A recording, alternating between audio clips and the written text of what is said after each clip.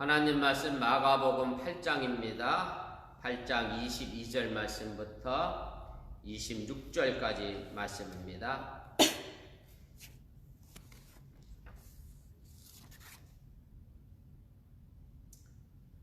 마가복음 8장 22절부터 26절까지 제가 읽어드리겠습니다. 벳세다 이름의 사람들이 맹인 한 사람을 데리고 예수께 나와 손대시기를 구하거늘 예수께서 맹인의 손을 붙잡으시고 마을 밖으로 데리고 나가서 눈에 침을 뱉으시며 그에게 안수하시고 무엇이 보이느냐 물으시니 쳐다보며 이르되 사람들이 보이나이다. 나무 같은 것들이 걸어가는 것을 보나이다 하거늘 이에 그 눈에 다시 안수하시며 그가 주목하여 보더니 나아서 모든 것을 밝히 보는지라. 예수께서 그 사람을 집으로 보내시며 이르시되 마을에는 들어가지 말라 하시니라. 아멘. 오늘은 제43과 벳세다 맹인의 눈을 뜨게 하신 사건의 이적입니다. 그래서 오늘 이 사건을 기점으로 해서 마가복음이 전반부와 후반부로 나눠지게 되고요. 그래서 후반부에는 예수님의 순환에 관련된 이야기가 길게 이제 등장하게 됩니다. 그래서 마가복음에 예수님의 순환에 관련된 이야기가 길기 때문에 흔히 마가복음을 가지고 또 순환의 복음이다 라는 말로도 설명을 합니다. 그래서 오늘 내용본을 좀 먼저 보시겠습니다. 내용본에 보시면 제가 지금 네 번째 단락이죠. 6장 6절 말씀부터 해서 8장 26절까지가 예수님의 사역의 확장과 제자들의 무지라고 하는 틀 안에서 이제 예수님의 사역이 확장되어졌고 또 제자들의 무지에 관하여 예수님께서 이제 책망하시는 내용이 이제 등장하게 되는데 바로 우리가 지난 시간에 했습니다만은 바로 제자들이 떡 한 개 가지고 밖에 없는 것 때문에 이제 걱정하고 염려하고 있었을 때 예수님께서 왜 너희들이 이것을 염려하느냐. 그래서 오병이어의 기적과 또 이제 칠병이어의 기적을 언급하시면서 이제 떡 한 개의 문제가 아님을 이제 분명하게 지적하시면서 제자들의 무지를 이제 책망하신 사건이 나옵니다. 그리고 마지막으로 이제 벳세다 맹인의 눈을 뜨게 하시고 나서 이제 다섯 번째 단락이 바로 예수님과 제자들이 걸어가야 될 십자가의 길과 순환의 길에 관한 이야기가 이제 등장하게 됩니다. 그래서 벳세다 맹인의 눈을 뜨게 하신 것은 바로 이 제자들의 무지와 그다음에 예수님의 순환 예고 사이에 연결된 그런 내용으로 우리가 볼 수가 있습니다. 우리가 내용문해와 개요 차례대로 보겠습니다. 그래서 이 이야기가 여러분들 기억하시겠습니다만은 7장 32절부터 37절에 보면 예수님께서 귀먹고 말 더듬는 사람을 고치신 이제 사건의 이야기가 하나 있습니다. 근데 거기서도 예수님께서 침을 발라 말 더듬는 사람의 혀에 손을 대셔서 그리고 귀에도 이제 손을 대셔서 치유하신 사건의 이야기가 있는데 그래서 이 이야기가 구조적으로나 내용적으로 보면 귀먹고 말 더듬는 사람의 이야기와 아주 비슷한 그런 구조를 가지고 있고 그런 내용을 가지고 있습니다. 물론 비슷한 내용도 있습니다만 분명한 이제 차이점도 있게 되는데요. 제가 3번의 그 차이점을 이제 기록을 했는데 한번 보시길 바랍니다. 그래서 전제의 경우에는 단번에 예수님의 병을 치유하셨는데 오늘 이 벳세다 맹인의 눈은 한 번에 치유된 게 아니라 안수를 두 번 하셨고 또 벳세다 맹인도 처음에는 나무 같은 게 걸어간다 그래 놓고선 나중에 밝게 봤다라고 하면서 점진적으로 치유되는 그런 사건의 이야기가 이제 기록이 되어 있고요. 또 전자의 경우에는 또 하나는 이제 예수님의 메시아 비밀에 관하여 그 침문 명령이 환자들을 데리고 온 사람들에게 주어졌는데 그런데 오늘 벳세다 맹인의 사건은 그 마을에도 들어가지 말라라고 명령하신 것이 바로 맹인 자신에게 주어진 그런 이야기고요. 세 번째 차이점은 뭐냐면 말 더듬고 그리고 귀 먹은 사람에 관한 경우에는 이제 함께 있었던 무리들의 반응이 굉장히 중요했습니다만은 오늘 이 말씀 속에는 이제 맹인의 경험이 이제 중요하게 이제 등장을 하게 됩니다. 그래서 이런 두 이적의 비슷한 점과 차이점 때문에 사실은 아주 불투만이라고 하는 아주 유명한 신학자인데요. 이 사람은 그래서 한 사건을 가지고 두 개의 사건으로 변형돼서 기록한 것이다 라고 주장을 하긴 합니다만은 그러나 일반적으로 많은 사람들이 받아들이는 많은 신학자들이 이야기하는 것은 제가 오늘 테일러라고 하는 대표적인 신학자를 썼습니다만은 이 사건을 독립된 사건으로 두 개의 별개의 사건으로 이야기를 하게 됩니다. 왜 그런 주장을 하게 되느냐 하면 그것이 이제 5번에 나와 있는 내용이 이렇게 주장할 수밖에 없는 그런 차이점을 이야기를 하게 되는데, 특별히 24절에 있는 말씀, 사람들이 보이나이다, 그 다음에 나무 같은 것들이 걸어가는 것이 보나이다 라는 말은 사실은 앞에 귀먹고 말도 듣는 사람을 고친 사건에는 등장하지 않는 그런 새로운 그런 문장이 나오게 되고요. 그 다음에 오늘 25절에 예수님께서 다시 안수하시는 내용이 나오는데, 사실은 다시 안수하신다라고 하는 내용은 사복음서에 유일하게 여기에만 기록된 그런 내용입니다. 그래서 아주 독창적인 내용일 수밖에 없는 두 문장이 등장하기 때문에 비슷한 점에도 불구하고 이 사건은 분명 다른 사건임을 분명하게 신학자들이 이야기를 하게 됩니다. 그래서 마가가 두 개의 독립된 사건들에 관하여 충분하게 신빙성 있는 자료를 수집했고, 그래서 마가는 자신의 목적에 따라 이 두 사건을 자신의 복음서에 위치해 놓고 편집해 놨다라는 것으로 여러분들이 이해하시면 되겠습니다.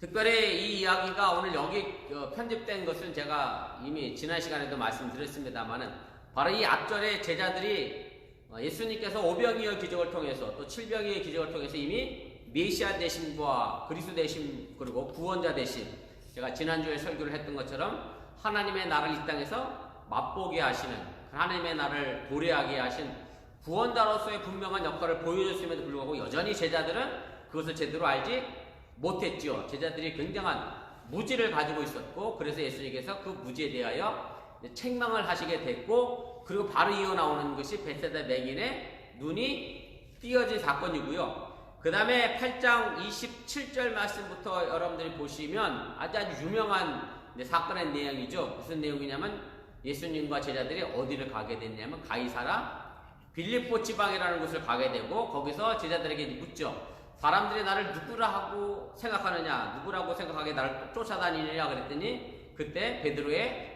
유명한 고백이 등장합니다. 주는 그리스도시요 살아계신 하나님의 아들입니다 라고 하는 그런 고백이 등장하게 되는데, 그래서 마가복음 저자는 바로 제자들의 무지를 책망한 그 내용과 그 다음 베드로의 신앙 고백 사이에 벳세다 맹인이 눈을 뜬 사건을 기록해 놓음으로 해서, 결국 마가복음 저자는 뭘 얘기하고 싶었던 거냐면, 정작 눈을 떠야 될 사람은 육체적으로 앞을 보지 못한 이 벳세다 맹인이 아니라 바로 제자들의 영적인 눈이 띄어져야 한다는 것을 이야기를 하게 된다라고 하는 얘기입니다.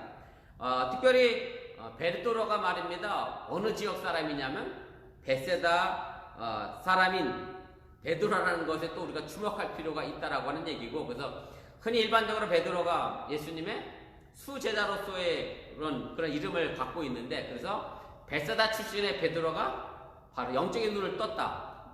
바로 벳세다 맹인이 육적인 눈을 뜬 다음에 그런 사건이 일어났기 때문에 바로 마가복음 저자는 이 맹인의 사건을 여기에 연결시켜서 예수님의 제자 베드로의 신앙 고백을 이끌어내고 있음을 여러분들이 기억하시길 바랍니다.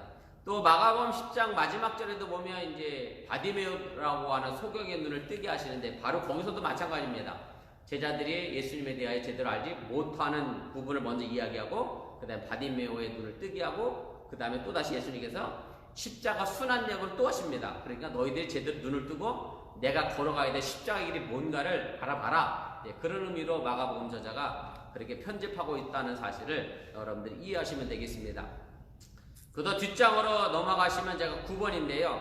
오늘 여기 등장하는 이 벳세다 맹인의 치료는 마땅히 누구에게 일어나야 될 치료냐면 바로 제자들에게 일어나야 될 그런 치료라고 하는 사실이고, 그래서 마가복음 저자는 바로 이 이야기를 통해서 중대한 전환점을 이뤄내는 베드로의 신앙 고백을 이끌어내는 예비적 성격으로 벳세다 맹인의 사건을 여기다가 위치해 놓고 있다라고 하는 얘기입니다. 자, 우리 본문주의 차례대로 좀 하나씩 살펴가 보도록 하겠습니다. 먼저 본단락은 어느 곳에서 일어난 사건입니까? 그래서 22절에 나와 있는 얘기인데 제가 읽겠습니다. 벳세다 이름의 사람들이 맹인 한 사람을 데리고 예수께 나와 손대시기를 구하거늘, 이렇게 되어 있습니다. 그래서 벳세다라고 하는 지명이 이제 등장하게 되고요. 오늘 이 벳세다는 고기의 집이라고 하는 그런 뜻을 가지고 있고, 일반적으로 갈릴리 바다 이제 북동쪽에 있는 이제 베세다 율리아스라고 하는 도시로 이해되고 있습니다. 그래서 이제 마가복음에는 사실은 오늘 이것이 마을이라고 하는 것으로 표현이 되어 있는데 누가복음에는 고을이라고 하는 단어로 번역이 됐어요. 근데 예전에는 우리가 지금 개역 개정을 갖고 있습니다만 개역 성경에 보면 이 누가복음에는 뭐라고 되어 있느냐면 도시라고 표현이 되어 있어요. 도시. 영어로는 이제 빌리지와 타운이라는 개념으로 번역을 해놨는데 그래서 이제 어쨌든 베세다가 로마 시대에 들어와서 이제 베세다 율리아스라고 하는 도시로 이제 점점 이제 성장해 가는 과정 속에 있었던 그런 도시임을 우리가 알게 됩니다. 누가복음 제가 9장 10절 말씀 썼는데 한번 보시기 바랍니다. 사도들이 돌아와 자기들이 행한 모든 것을 예수께 여쭈니 들으시고 따로 베세다라고 하는 고을로 떠나 가셨으나 이렇게 되어 있는데 개역 성경에는 이제 베세다라고 하는 도시로라고 이제 번역을 했고 개역 개정에는 새롭게 고을로라고 이야기하고 있고 그렇게 번역하고 있음을 이제 보게 됩니다. 3번입니다. 오늘 이 3인칭 복수라는 단어가 하나 써 있는데요. 제가 그들이 베세다의 이름에 라고 되어 있는데 사실은 오늘 22절 말씀에 보면 여러분들이 우리 개역 개정 성경에는 그냥 베세다의 이름에 이렇게 되어 있어요. 그런데 영어 성경에 보면 거기가 어떻게 표현되어 있느냐면 they came to 이렇게 되어 있어요. 그래서 한국 성경에는 그들이라고 하는 단어가 없는데 영어 성경에는 they라고 하는 그들이 3인칭 복수형이 들어가 있는데 이제 왜 이런 번역의 차이가 생겼느냐 하면 이 단어 때문에 그렇습니다. 무슨 단어냐면 제가 히라보 원문을 거기다 썼는데 한번 보세요.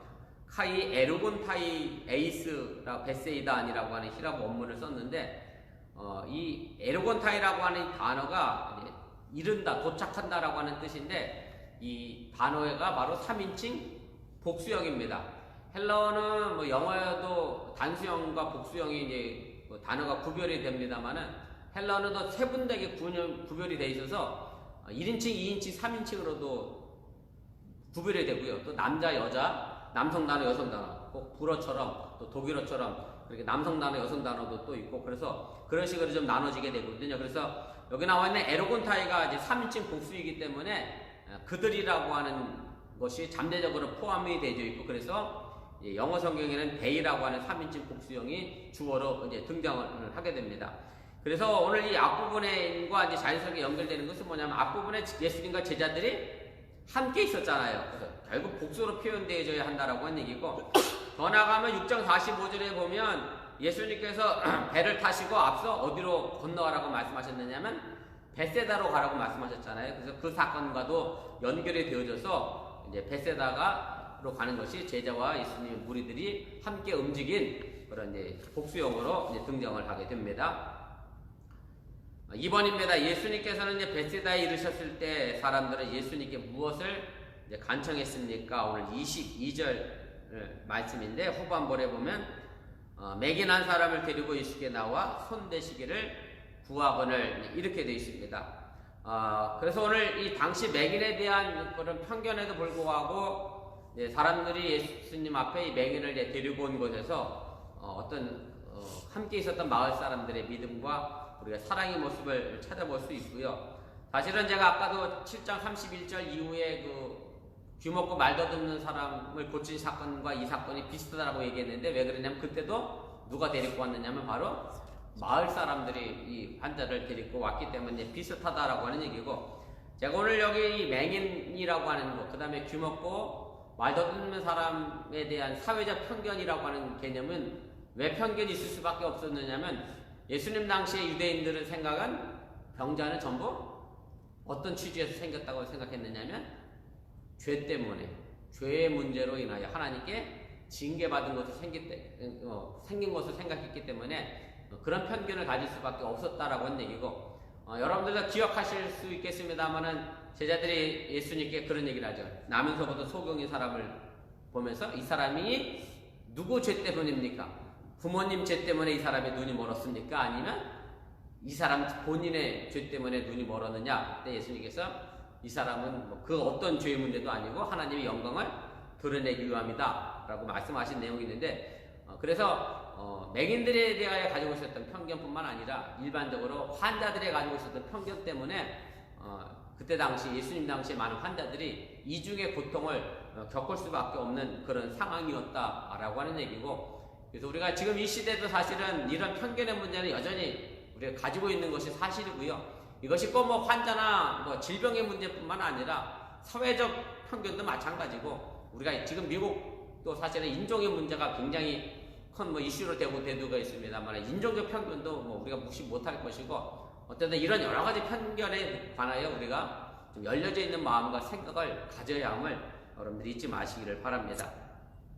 3번입니다. 이제 복음서에는 예수님께서 병자에게 손을 대어 고치셨다는 언급이 이제 자주 등장하게 되는데, 제가 쭉 몇 구절 썼습니다만은 대표적인 구절 마가복음 1장 41절 말씀만 제가 읽어드립니다. 예수께서 불쌍히 여기사 손을 내밀어 그에게 대시며 이르시되 내가 원하노니 깨끗함을 받으라. 그래서 예수님께서 친히 손을 대시면서 병을 고치시고 안수하시는 그런 장면들이 많이 등장하게 되고요. 또 때로는 예수님이 안수 안 한다 할지라도 병자들이 직접 예수님의 옷자락을 만져서라도 병을 고침받는 그런 사건의 이야기도 있고, 그래서 제가 마가복음 3장 10절 말씀을 썼습니다만은 뭐 우리가 이미 공부해 왔던 것처럼 혈류병을 앓고 있는 여인도 예수님의 옷자락을 잡음으로 해서 그의 병고침을 얻었던 그런 기록도 있음을 여러분들이 또 기억하시기를 바랍니다. 그래서 믿음을 가지고 예수님께 나아가는 사람, 그것이 예수님께 손을 얹었든 안 얹었든 간에 믿음을 가지고 예수님의 옷자락을 잡았던 모든 사람들이 병고침을 얻었다는 이 사건을 통해서 우리가 꼭 기억해야 될 것은, 우리가 제가 지난 시간에도 얘기했습니다만은 이적이라고 하는 것, 기적이라고 하는 것은 믿음을 가지고 난 이후에 일어나는 사건들이지, 내가 기적을 통해서 내게 믿음이 생겨나는 문제는 아니라고 하는 것. 그래서 우리가 하나님 앞에 나아가는 일, 또 예수 앞에 나가는 일들이 가장 중요한 것은 바로 믿음을 가지고 나아가는 일이 가장 중요한 일임을 여러분들이 잊지 마시길 바랍니다. 3번입니다. 예수님은 맹인을 어떻게 고치셨습니까? 오늘 23절입니다. 예수께서 맹인의 손을 붙잡으시고 마을 밖으로 데리고 나가사 눈에 침을 뱉으시며 그에게 안수하시고 무엇이 보이느냐 물으시니, 이제 이렇게 되어 있고요. 예수님께서 이제 맹인의 손을 끌고 마을 밖으로 이제 나가셨습니다. 이제 이것도 막 계속해서 설명되어지는 얘기이긴 합니다만은, 예수님 당시에 환자들을 고쳤던 일명 치유했던 능력을 갖던 사람들이 한적한 곳으로 환자들을 데리고 가는 그런 경향이 있었습니다. 왜 그러냐면 일종의 이런 말로 표현하면 어떨지 모르겠습니다만 영업비밀이죠. 영업비밀. 내가 병을 고치는 그 어떤 방식을 사람들에 노출시키지 않게, 보이지 않게 한적한 곳으로 데려갔는데, 그래서 예수님이 이 환자들을 한적한 곳으로 데려갔다고 하는 부분에 대하여 그때 당시 치유를 일으켰던 어떤 기적을 일으켰던 사람들과 동일한 맥락으로 여러분들 이해하시지 말라는 말씀을 드리려고 제가 이 이야기를 하는 겁니다. 근데 사실은 이 이야기는 제가 이미 귀먹고 말 더듬는 사람도 한적한 곳으로 데려가셔서 예수님께서 고치셨거든요. 그때도 제가 이미 말씀드렸는데, 예수님께서 왜 그때 당시 헬라 시대에 있던 사람들과 다르게 그 환자를 그걸로 데리고 갔느냐면, 바로 환자와 인격적인 교류를 위해서 한적한 곳에 나가셨다라는 말씀으로 제가 이미 설명을 드렸던 거고, 여러분들이 바로 예수님께서 이 환자 베세다 맹인을 한적한 곳으로 데려간 것도 바로 환자와의 인격적인 관계의 교제를 위하여 데리고 간 것이지, 예수님이 흔히 세상 사람들이 얘기하는 것이 영업비밀을 감추려고 했던 행동은 아니라고 하는 것, 여러분들이 꼭 기억하시기를 바랍니다. 그래서 제가 늘 또 드리는 말씀이기도 합니다만, 그래서 우리가 하나님과의 관계도, 예수님과의 관계도 인격적으로 내가 조용히 한적한 곳에서 만날 수 있는 공간 또한 우리에게 필요함을 여러분들이 잊지 마시기 바랍니다. 3번입니다. 이미 제가 한번 언급했던 것처럼 침이라고 하는 것은 고대 세대부터 치유할 수 있는 힘과 능력, 또 병을 고칠 수 있는 능력을 가진 것으로 이해를 했고, 그래서 유대교에서는 침을 바르고 주문을 외웠다라고 하는 얘기인데, 오늘 예수님께서는 맹인에게 안수해 주심으로 또 치유하는 사건을 일으키게 됩니다. 그 다음에 무엇이 보이느냐라고 물으신 것이 이 사건만의 특색입니다. 예수님께서 병자들을 치유하시고 나서 걸어가 봐라, 실험해 본 적은 한 번도 없거든요. 근데 이 사건만 무엇이 보이느냐라고 묻게 되고, 제가 이미 말씀했습니다만은 귀먹고 말 더듬는 사람에게는 이 내용이 등장하지 않기 때문에, 그래서 이 사건과 말 더듬고 귀먹는 사람을 고친 사건과는 별개의 문제, 별개의 사건이라고 하는 것을 드러내는 증거이기도 하다라고 하는 얘기입니다. 4번입니다. 무엇이 보이는 한 예수님의 질문에 맹인이 뭐라고 대답을 합니까? 오늘 24절인데요. 쳐다보면 이르되 사람들이 보이나이다. 나무 같은 것들이 걸어가는 것을 보나이다 하거늘 이렇게 이야기를 합니다. 그래서 맹인이 완전하게 시력이 회복되지 않았기 때문에 이제 사람들이 나무처럼 보인다라고 얘기를 했고, 그래서 우리가 이 사건, 이 얘기를 가지고 우리 좀 생각해 보면 이 사람은 나면서부터 앞을 보지 못했던 사람은 아닌 것으로 우리가 추측해 볼 수가 있습니다. 왜냐하면 나면서부터 앞을 보지 못했던 사람이라고 하면 사실은 이걸 나무와 사람 이런 구체적으로 구별해낼 수 없는 그런 것을 알 수가 있을 텐데, 그런데 오늘 이 맹인은 어쨌든 그 모든 것을 어렴풋이나마 구별해내는 것으로 봐서 날 때부터 선천적 맹인이 아님을 알 수 있을 것으로 추측해 볼 수 있고요. 그래서 오늘 여기서 단 한 번의 행동으로 해서 맹인이 완전하게 고쳐지지 않은 이유는 예수님께서 맹인을 좀 더 치유하시는데 약간 뭐랄까요, 드라마틱한 어떤 표현을 하기 위한 것으로 여러분들이 이해하시면 틀리지 않습니다. 자, 5번입니다. 예수님께서 다시 이제 맹인의 눈에 안수하셨을 때 나타난 결과가 이제 무엇입니까? 오늘 25절입니다. 이에 그 눈에 다시 안수하심에 그가 주목하여 보더니 나아서 모든 것을 밝히 보는지라 이렇게 되어 있습니다. 그래서 그가 주목하여 봐서 모든 것을 밝히 봤다라고 하는 이 말의 의미가 이제 24절에 쳐다보며와 대조가 되게 됩니다. 오늘 24절에 쳐다보며라고 하는 단어가 아네플렙사스라고 하는 헬라어를 썼는데, 영어 성경에 보면 이걸 뭐라고 표현했느냐면 룩업이라고 되어 있어요. 그래서 사실은 눈을 좀 들어서 본 것으로 그렇게 해석을 해놨고요. 그래서 개역개정성에 우리가 지금 개역개정에는 쳐다보며로 되어 있습니다만 예전 개역성경에는 그래서 영어 성경을 그대로 옮겨 붙여서 뭐라고 거길 번역했느냐면 우러러 봤다 그렇게 번역을 해놨어요. 그래서 어쨌든 쳐다본 거와 오늘 여기 주목하여 본 것의 차이는 분명 있음을 이야기하는 거고, 어쨌든 눈을 들어 위를 쳐다보면서 자세하게 주목하여 보는 이 모든 과정들이 맹인이 회복하는 단계를 나타낸다라고 하는 얘기고, 오늘 이 밝히라고 하는 단어는 이제 본래 밝은, 태양처럼 밝은 뜻을 의미하고 있습니다만 여기서는 이제 뭔가 분명하게 또렷하게 보인다는 의미로 맹인의 시력이 완전히 회복했음을 의미를 하게 됩니다. 6번입니다. 예수님께서는 이제 시력을 완전히 회복한 맹인을 집으로 보내시면서 무엇을 이제 당부했습니까? 오늘 26절인데, 예수께서 그 사람을 집으로 보내시며 이르시되 마을에는 들어가지 말라 하시니라 이렇게 돼 있어요.